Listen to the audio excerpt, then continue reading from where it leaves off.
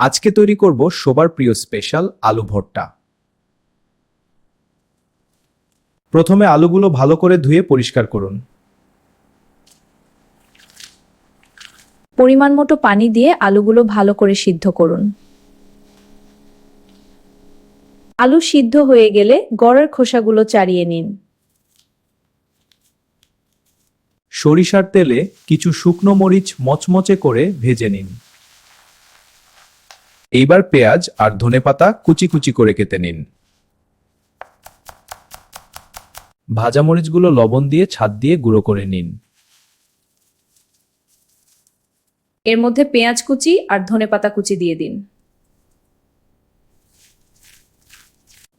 এবার দিন বেশ কিছুটা খাঁটি সরিষার তেল। সব উপকরণ হাত দিয়ে ভালো করে মাখিয়ে নিন। এবার সিদ্ধ করা আলুগুলো ভালো করে চটকে নিন। চটকানো আলুগুলো মশলার সাথে ভালো করে মিশিয়ে নিন। খেয়াল রাখবেন যেন ভর্তাটি একদম মসৃণ হয়।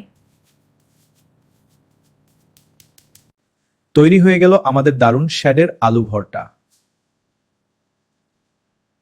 গরম ভাতের সাথে এনজয় করুন। ফলো অ্যান্ড সাবস্ক্রাইব করতে ভুলবেন না।